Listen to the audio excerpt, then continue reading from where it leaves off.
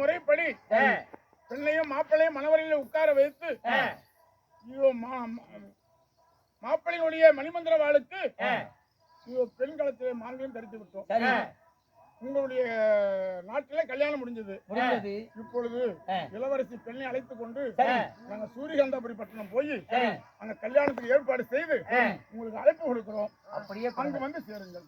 அப்படியே நான் சென்று வருகிறேன். மகளிடத்திலே வழி அனுப்ப வையுங்கள்.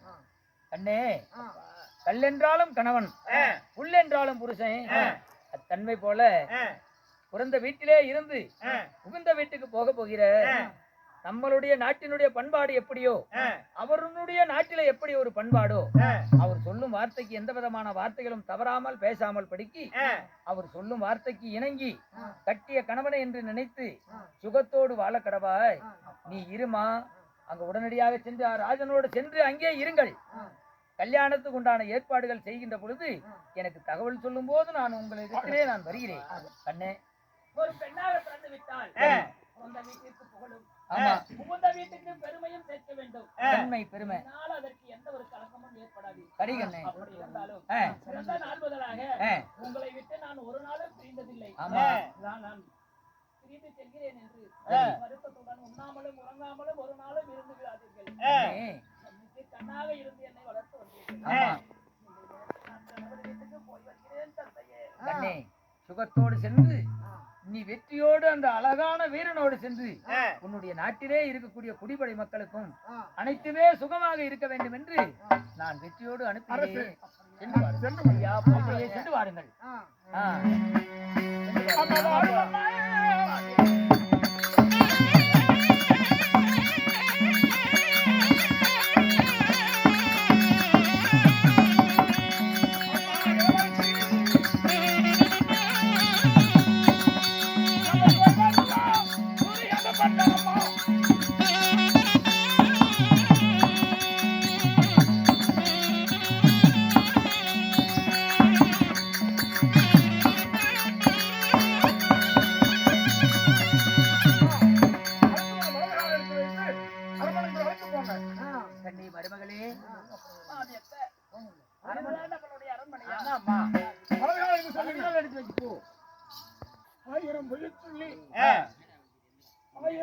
சொல்லி ஒரு கல்யாணம் செய்யணும்னு சொல்லுவாங்க. சொல்லி போய் போட இது அன்னைக்கே பைய சொல்லிதான் கல்யாணம் பைய சொல்லி இளவரசன் கையில இருக்கும் மணிமந்திர வாளுக்கும் மாங்கல்யம் தெரித்து அந்த மகளை அழைத்து வந்து விட்டு இளவரசன் என் மாப்பிள்ளை எங்க என் புருஷன் எங்கன்னு கேட்டா என்னம்மா சொல்லுவேன்?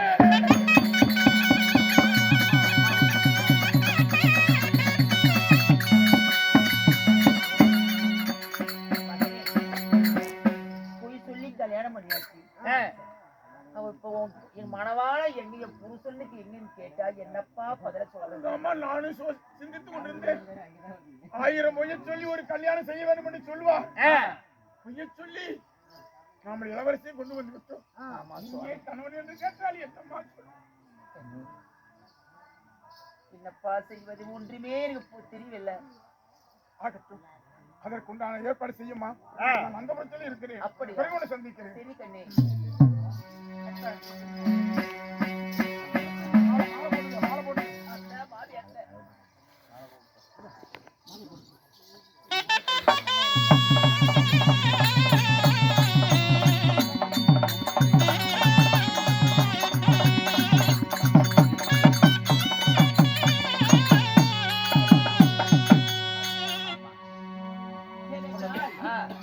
ஒரு பெண்ணாகப்பட்டவள் தன் கணவர் வீட்டுக்கு சென்றாள். ஆனால் கணவனுடைய தாயை நாம வேறாக நினைக்க கூடாது. அதனால நமக்கோல் பிறந்தது ஒரு நாள் முதலாக தாய் முகத்தை பார்த்ததில்லை. அதனால இவர்களை தாயாக நினைத்து கண்ணி மருமகளே, அதாவது தாய் இல்லைங்கிற நான் வந்து இருக்கிறேம்மா. தாய்க்கு தாயாக பாமிக்கு மாமியாக நீ ஒன்றுமே கவலைப்பட வேண்டாம். அதாவது உனக்கு மனசுல எந்த நினைப்பும் வரக்கூடாது.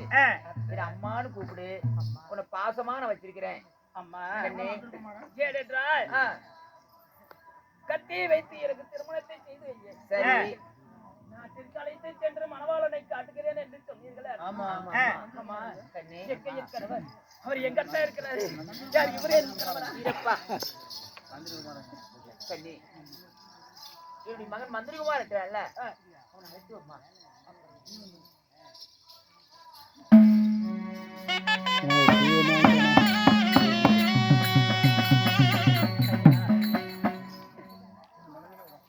என் மனதிலே ஒரு ஆசை, நீண்ட நாட்களாக என் மனதில் ஒரு ஆசை.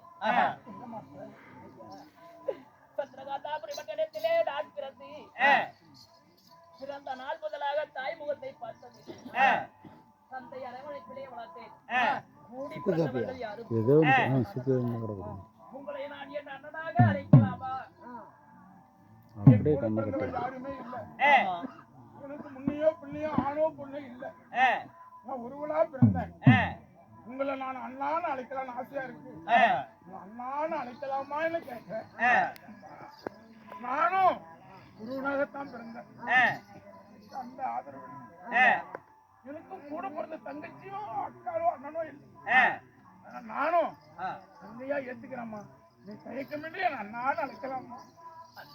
அண்ணா அண்ணா அண்ணா அண்ணா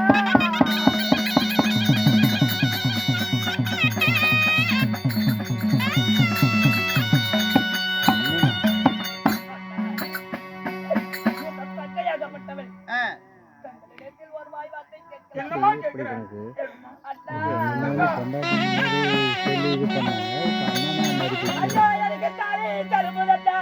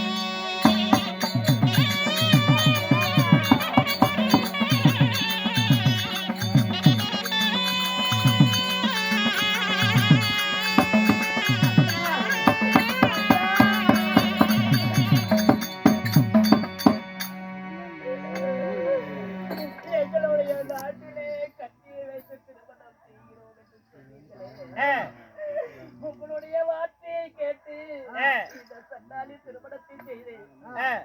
திருமணத்தை முடித்து அரண்மனை வந்து பார்க்கும் பொழுது என் கணவரை காணவில்லையே.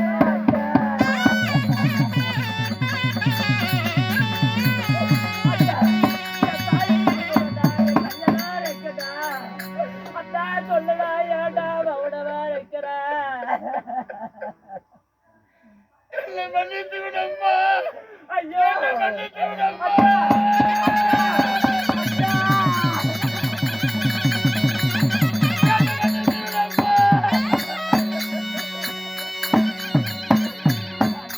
என் கணவர் எங்கே என்று கேட்கும் பொழுது மன்னித்து விடு என்று என்னை மன்னித்து விடம்மா. என்னை மன்னித்து விடம்மா. என் கணவர் எங்க போய்விட்டார்? என்னன்னா ஐயோ சொல்லுங்கள் அண்ணா. என்னை மன்னித்தேன் என்று சொல்லும்மா. என்னை மன்னித்தேன் என்று ஒரு வார்த்தை சொல்லும்மா. என்னிடத்திலே மன்னிப்பு கேட்கக்கூடிய அப்படி என்னன்னா தவறு செய்தீர்கள்? உனக்கு நான் பாதகம் செய்து விட்டேன். உனக்கு நான் பாதகம் செய்து விட்டேன். உனக்கு நான் பாதகம் செய்து விட்டேன். உனக்கு நான்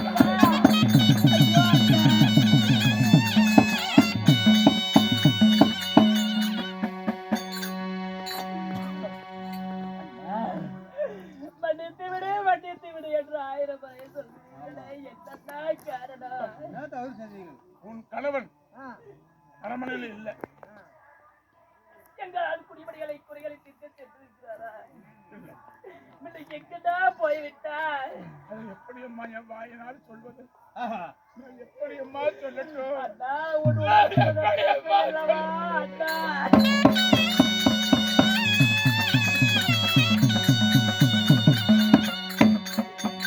அம்மா வேட்டு மணி மேல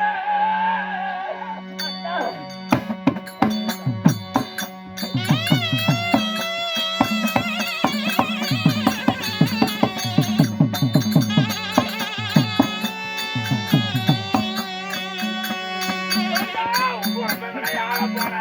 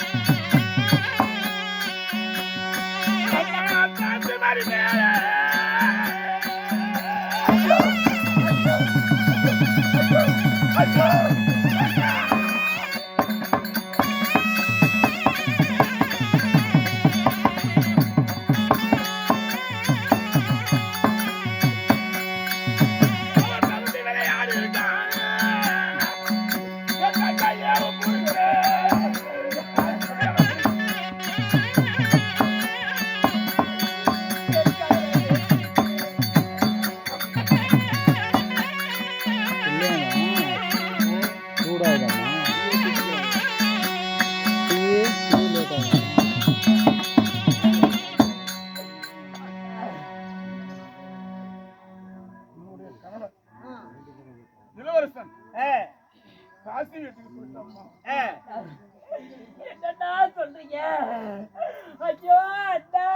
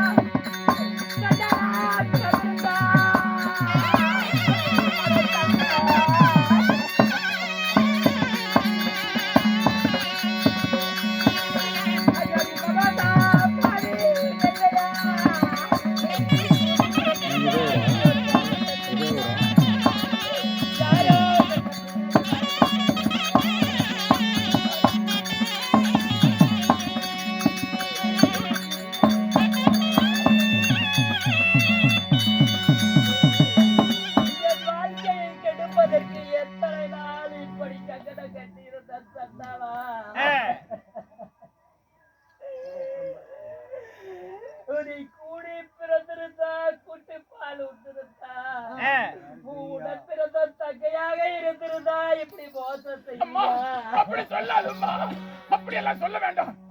கூட பிறந்த தங்கச்சா இருந்தா இப்படி செய்வாயா அப்படி என்று கேட்காய். அம்மா, நீ வேறு என் கூட பிறந்த தங்கை வேற அல்ல, நீ என் கூட பிறந்த தங்கை தான். பிறந்த நாள் முதலாக தாய் முகத்தை பார்க்கவில்லை.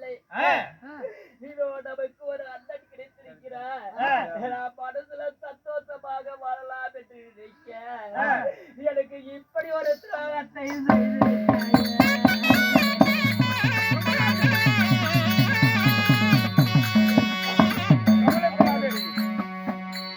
கவலைப்படாதே. இந்த சூரியகாந்தாபுரி பட்டணத்துல பிரிந்த குடும்பத்தை ஒன்று சேர்த்து இருந்த மன்னனை உன்னிடத்தில் கொண்டு வந்து ஒப்படைப்பு. இது சத்தியம்.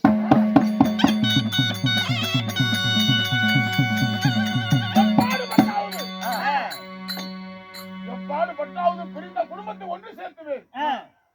உன் இழந்த மன்னனை கொண்டு வந்து உன்னிடத்தில் ஒப்படைக்கிறேன். அரண்மனையிலே சுகமாக அமர்ந்திரு. பிறகு உன்னை சந்திக்கிறேன்.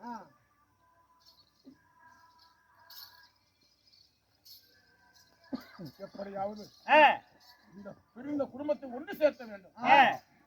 சுபேந்திரனை கொண்டு வந்து சந்திரகாந்த இடத்தில் ஒப்படைக்க வேண்டும். இதுதான் என் கடமை.